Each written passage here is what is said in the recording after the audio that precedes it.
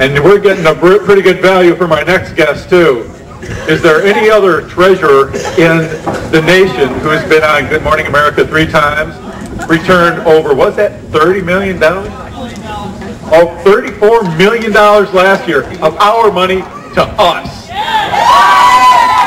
What more can you ask for? A man who's actually living up to doing what he's supposed to do. Kurt Schuller, the state treasurer of the great state of Wisconsin.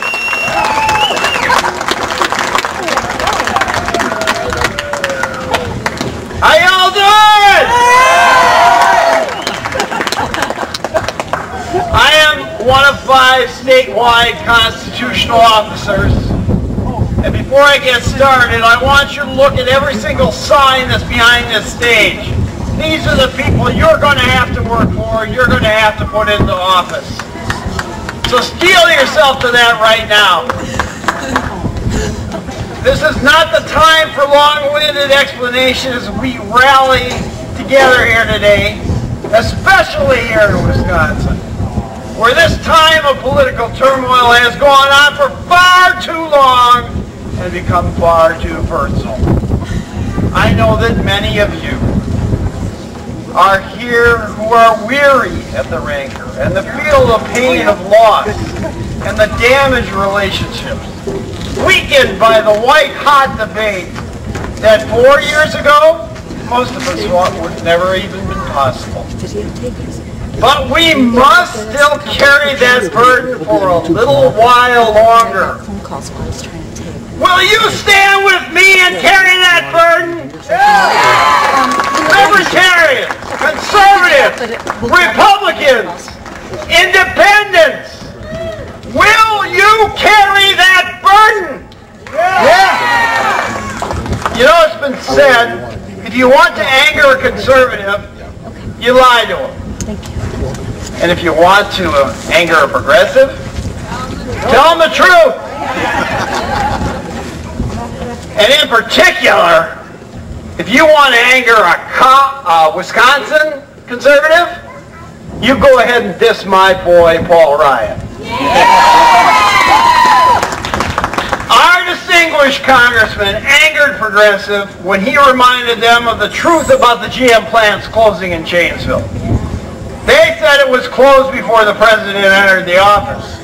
Well, that lie angered me. Allow me to demonstrate.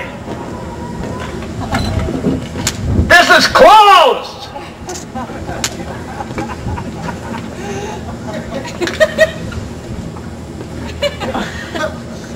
This is open.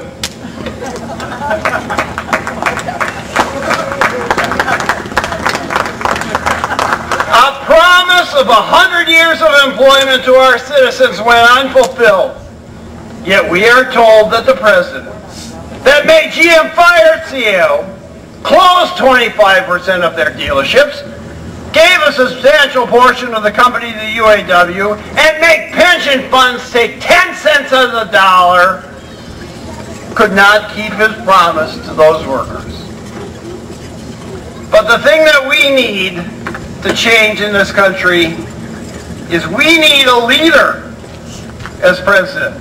One who will stand strong and keep his oath to preserve and protect our Constitution.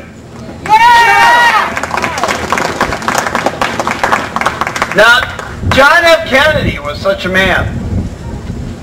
Faced with a nuclear arsenal 90 miles outside of our soil, he did not apologize to the Russians or threaten empty sanctions. He took bold, decisive actions, and he drew a line in the sand. And the American people were understandably scared. And they were frightened. I was frightened. I remembered my family watching the events unfold, and we were anxious. But the one thing that did not happen is Americans did not think of their president as anything but a leader. Despite their fears, they were supportive and appreciative that their president had the courage to not back down or show weakness and we did not go to war. The opposite of the current president's handling of Iran.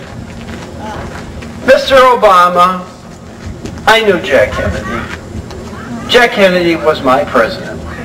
You, sir, are no Jack Kennedy. I'm going to leave you with this. A day may come when the courage and the will of patriots will fail. When we forsake our friends and break all bonds of fellowship. But it is not this day. A relentless tide of misery, shattered dreams when the age of liberty comes crashing down. But it is not this day. This day, we the people, united in freedom,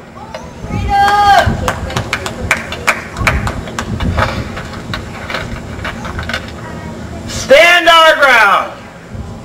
And we tell the misguided, the misled, and especially their leaders, that this is not the day. We were born free, and we intend to stay that way. Thank you.